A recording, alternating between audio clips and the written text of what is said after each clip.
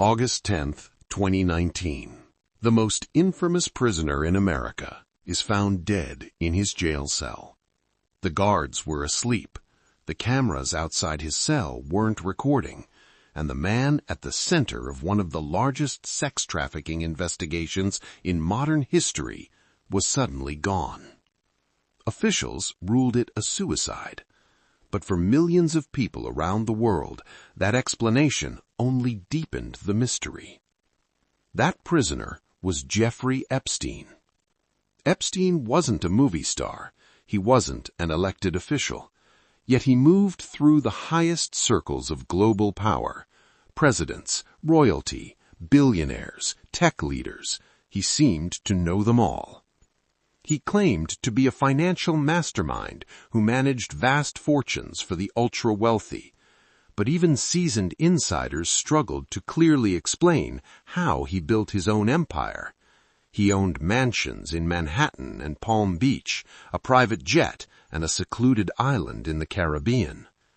Behind the wealth and exclusivity, prosecutors would later allege something far darker: a years-long sex trafficking operation involving underage girls.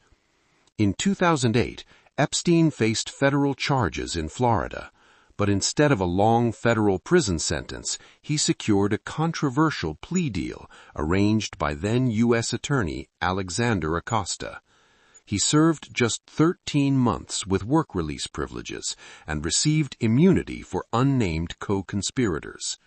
The victims were not informed of the agreement. The case was effectively buried. For nearly a decade, Epstein returned to his world of privilege and influence. Then, in July 2019, everything changed. He was arrested again, this time on federal sex trafficking charges in New York. Prosecutors described a system designed to recruit and exploit minors. Court documents hinted at a wider network, associates, powerful connections.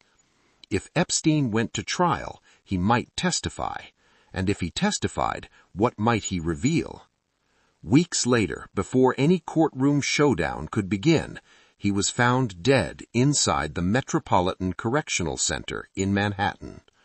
Reports revealed that guards failed to conduct regular checks. His cellmate had been transferred. 2 security cameras outside his cell malfunctioned. Attorney General William Barr later described it as a perfect storm of screw-ups. An autopsy ruled the death a suicide by hanging. However, forensic pathologist Michael Baden, observing on behalf of Epstein's brother, suggested that some of the neck injuries were more consistent with homicide. The public reaction was immediate and explosive.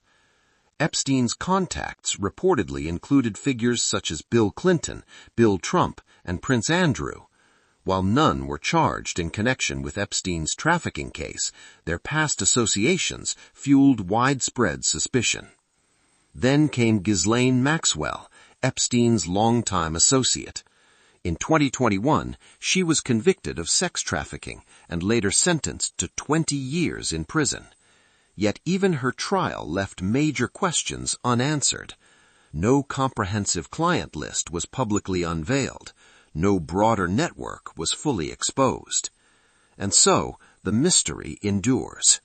How did Epstein gain such extraordinary access to the world's elite with so little transparency about his finances? Why was his first plea deal so unusually lenient?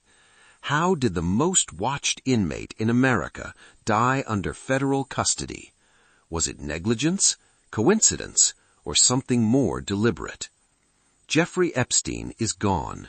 The official conclusion says suicide, but sealed documents, redactions, and unanswered questions continue to cast a long shadow over the case. Perhaps the full truth lies buried in court files and classified investigations, or perhaps it remains hidden behind power and influence. History has a way of resurfacing what was meant to stay buried. The question is, when it does, who will be ready for what it reveals? Because sometimes the real mystery isn't how someone dies, it's who needed them silent.